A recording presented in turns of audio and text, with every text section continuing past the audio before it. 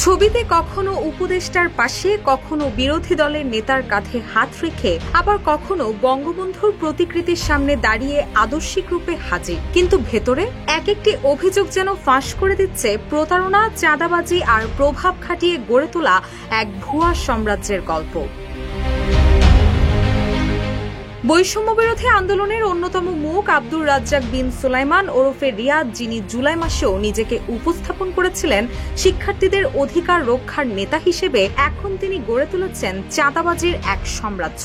প্রশ্ন উঠেছে, এই ব্যক্তি আদৌ আদর্শিক কোনো প্ল্যাটফর্মে আছেন, নাকি মুখোশধারী নতুন এক প্রতারকের মুখোমুখি হচ্ছে দেশ? রিয়াদের গ্রেফতারের পর সামাজিক যোগাযোগ মাধ্যমে তার ঘনিষ্ঠ ভঙ্গির একাধিক রাজনৈতিক ছবি ভাইরাল হয়। আওয়ামী লীগ, বিএনপি, জাতীয় পার্টি, এনসিপি সহ এমনকি জামায়াতপন্থী নেতাদের সঙ্গেও ফ্রেমবন্দী হয়েছেন তিনি। স্বরাষ্ট্র উপদেষ্টা থেকে শুরু করে মুক্তিযুদ্ধ বিষয়ক উপদেষ্টার সঙ্গেও ছিল তার ছবি। অভিযোগ উঠেছে, এসব পরিচয় আর ছবিকে ঢাল হিসেবে ব্যবহার করে সে চালিয়ে গেছে ভয়ঙ্কর চাঁদাবাজি ও প্রতারণার কার্যক্রম। কেউ বলছেন, এই ছবিগুলোর মাধ্যমে সে নিজের অপকর্মের পথ মসৃণ রাখত। জাতীয় নাগরিক কমিটির শীর্ষস্থানীয় ব্যক্তিত্ব নাহিদ ইসলাম, সার্জিস আলম, হাসনাত আব্দুল্লাহ এইসব নেতাদের সঙ্গে ছবিতে দেখা গেছে রিয়াদকে।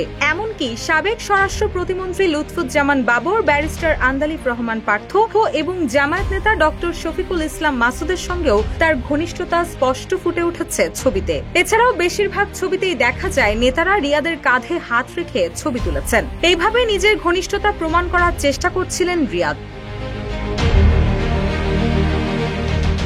বিভিন্ন রাজনৈতিক নেতাদের এমন ঘনিষ্ঠতার ছবি দেখে নেটিজেনদের মধ্যে প্রশ্ন উঠেছে, এই রিয়াদ আদতে কার লোক? কে তাকে আশ্রয় প্রশ্রয় দিয়েছে? কিভাবে শিক্ষার্থী আন্দোলনের ভেতরে ঢুকে এতদূর গেল একজন প্রতারক? বেসরকারি বিশ্ববিদ্যালয় শিক্ষার্থীদের একাধিক প্ল্যাটফর্ম থেকে জানানো হয়েছে, তারা আগেও এ ধরনের মুখোশধারীদের বিষয়ে সতর্ক করে এসেছেন। তাদের মতে, রিয়াদের মতো কিছু মুখ আন্দোলনের বিশ্বাসযোগ্যতাকে ধ্বংস করে দিচ্ছে।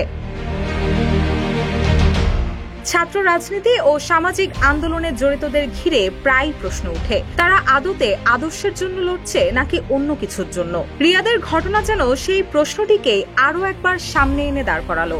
এখন দেখার বিষয়, তদন্তে আর কি উঠে আসে সামনে।